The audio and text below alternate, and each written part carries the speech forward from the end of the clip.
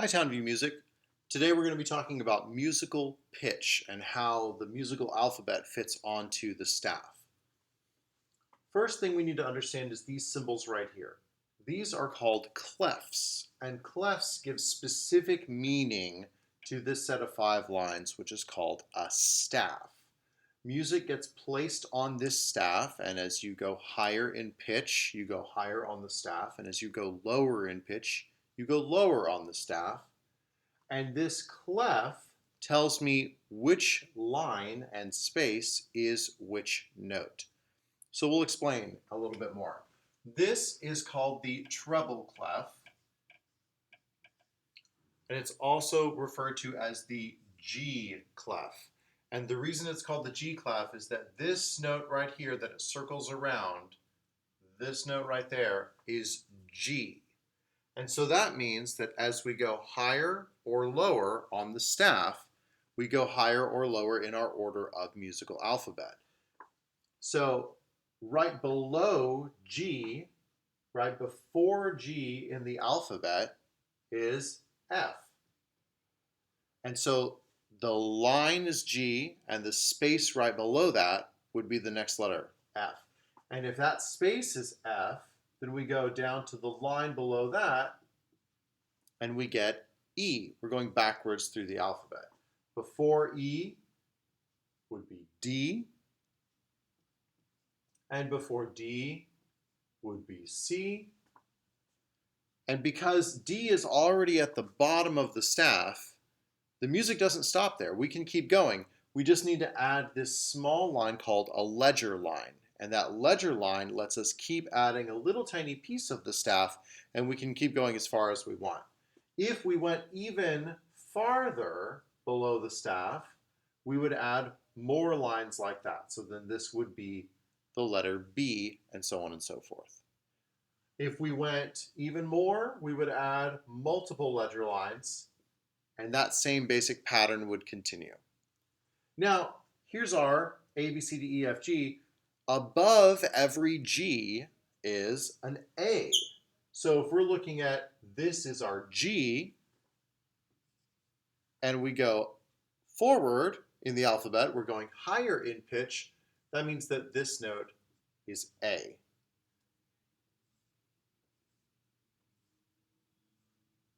And we just alternate lines and spaces, space on A. The next note up would be the line above it. That would be the letter B. And then right above the letter B is the letter C. Again, we're going line, space, space, line, going up, D, E, F, and sitting right there on the tippity top is G. If we continued the same basic idea that we had down here, we could go above the staff with ledger lines just like that. So this is G. Above every G is, sorry, I skipped one. There we go. Above every G is an A, and then above that A is a B, and then above that B is a C, and so on and so forth. We just keep adding ledger lines as we keep getting higher and higher and higher on the staff. So if we think about this being G, then that means that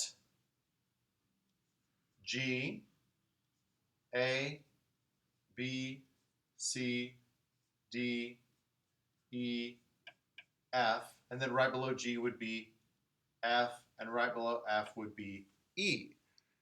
So we can think about the bottom line is E, E, F, G, A, B, C, D, E, F. That's our staff. So it's just the alphabet with the first 7 letters, and we kind of loop it. Now, you've probably heard people coming up with some shorthand idea of thinking about the different lines and spaces. Well, we do that because it's not practical for us to constantly count up from the bottom line or the bottom space every time we want to figure out a note. So we need to memorize what these lines and spaces are, and the easiest way for us to memorize them is to have some sort of mnemonic device that reminds us about what they are, and for us to think about skipping between lines and skipping between spaces. We all know the alphabet in order, but we may not know the alphabet skipping around to different letters in different orders. So this is what people have come up with.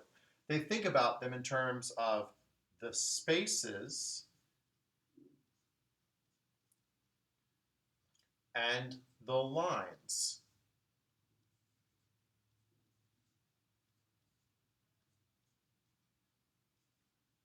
Sorry, my E looked like an F there for a second.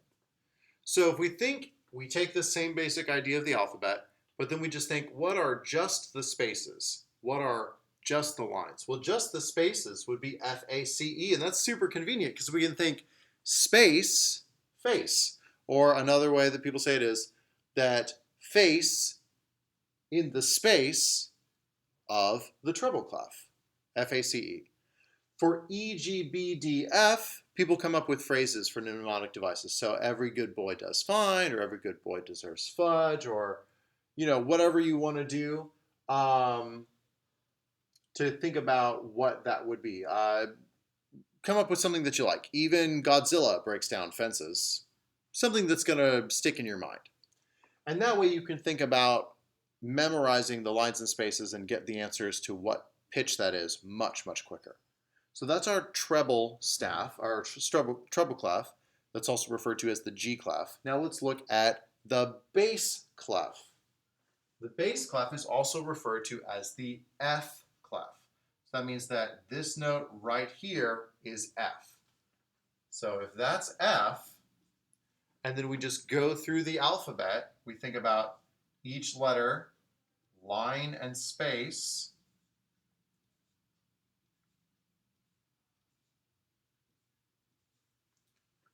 Well, what's right before F in the alphabet? E, from line to space, alternating. What's right before E? D. What's right before D? C. Before C is B. Before B is A. Now, below every A, we think about how the pattern loops itself. That means this note is G. And then below G, F, E, and of course we can keep going. I had to add a ledger line in right here. I added another ledger line in here. This would be D right here.